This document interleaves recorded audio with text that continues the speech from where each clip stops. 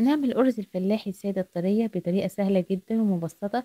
لو مشينا على نفس المقادير بالظبط والطريقة مش هتنشف مننا وتفضل معانا طرية لحد آخر واحدة، مع كوب شاي بقى، مع قطعة جبنة، فطار حلو خفيف، عشاء حلو خفيف.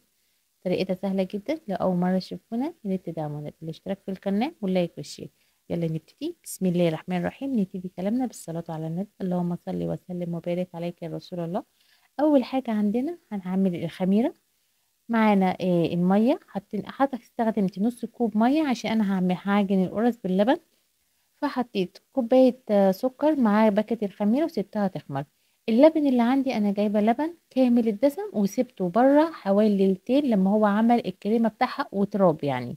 تمام. مستخدمة 2 كيلو دقيق ونخلته كويس جدا. النخل دوت مفيد جدا وبيبقى حلو قوي، يخلي معانا القرصة كده هشة ومش مكتومة مننا وكده. اهم حاجة الدقيق ننخله كويس جدا، وكمان ما يكونش فيه اي قطع او اي حاجة.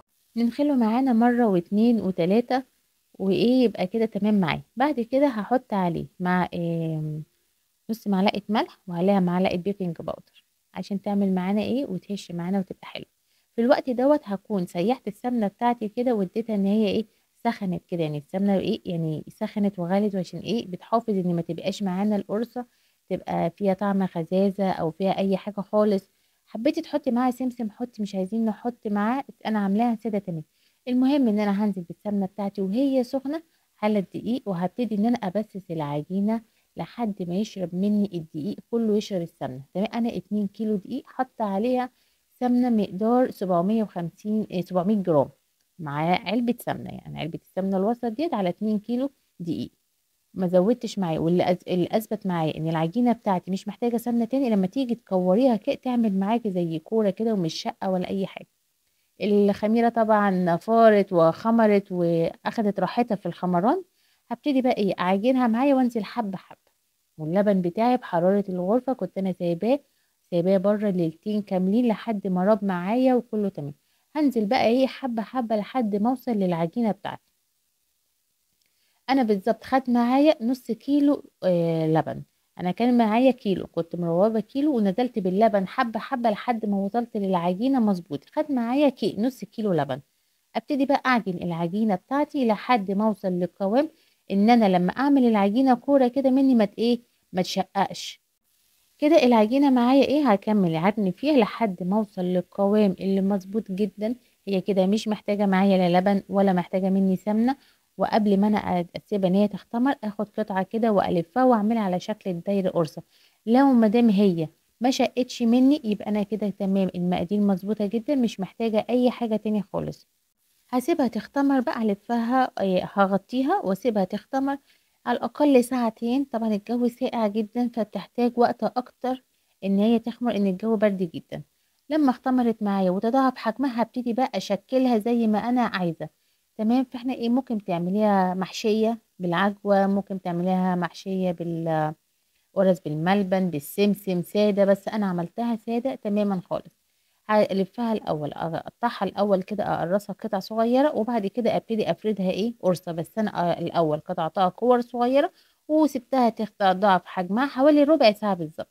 يعني عقبال ما خلصت العجينه بتاعتي كلها كور صغننه اخدت اول كوره معايا وبدات افردها. دوت بيخلي كل ما تدي للعجينه راحتها في ان هي ترتاح وتضاعف حجمها، كل ما القرصه معاكي تبقى واخده حقها معاكي وما تنشفش منك وتقب معاكي وتبقى طريه. تمام. كده بصي ده الشكل او الحجم اللي انا حبيته لان انا اعجن بيه القرصه بتاعتي. عايزه تكبري عايزه تصغري براحتك، اهم حاجه ان احنا بنغطي العجينه بتاعتنا عشان ما تنشفش. انا بغطيها وابتدي ان انا افرد ايه قرصه بتاعتي وايه الفها دايره كده عشان ما تبقاش ايه يعني مبهرجه او طالعه واحده كبيره واحده صغيره. إيه، او مثلا لو عندك قطاعه زي مثلا بتاعه الدوناتس او الحجم اللي انت عايزاه تقطعيها كده تنزليها عليها وتسويها دايره مظبوطه تطلع معاكي كلها سوا واحد، مفيش واحده كبيره او صغيره، كل ده على حسب ما تحبي تقطعيها ازاي او الشكل. في الوقت ده هشغل الفرن على درجه حراره 180 عشان دي الدرجه المظبوطه لتسويه القرص معانا مظبوطه جدا ما تطلعش مننا ناشفه. هرص بقى القرص بتاعتي في الصاجات بتاعه الفرن واسيبها برضو تختمر للمره التانية. لان القرص كل ما تسيبيها تختمر ما بين المره الاولى والتانية والتالتة بتطلع معاكي القرصه واخده حقها جدا، وتطلع معانا منفوشه وهشه، وتبقى معانا مظبوطه جدا، وتبقى طريه اطول فتره ممكنه معانا. قبل ما ادخل القرص الفرن على طول هجيب الشوكه بتاعتنا او الخله او عصايه الشيش طاووق واخرمها خرم، عشان القرص الفلاحي ما بتبقاش قبه من النص كده ومنفوشه. القرص الفلاحي بتبقى من النص كده، يعني ازاي، هبطانه شويه، والاخرام دي بتساعدها ان هي تطلع معانا بالشكل ده. المهم ان احنا هندخلها الفرن على حرارة 180، هتاخد سوا في وقت من حوالي من 20 دقيقة ل 25 دقيقة. اول ما تاخد معايا اللون بتاعي من تحت وما خدتش لون من فوق، اولع عليها الشواية عشان خاطر تبتدي تاخد مني ايه اللون وتطلع معانا. شوفوا الجمال من جوه، شايفين الطراوة والهشاشان، وهتفضل معايا لو ماشيين على نفس المقادير هتفضل معايا طرية لحد اخر واحدة. مع كوباية شاي بقى، مع كوباية مع قطعة جبنة. سهلة جدا وطريقتها سهلة جدا، تقدري تعمليها وبمكونات بسيطة جدا من البيت تعملي أحلى قرص في البيت، تنفع معاكي قرص لرمضان. كل سنة وانتم طيبين، رمضان خلاص على الأبواب خلاص.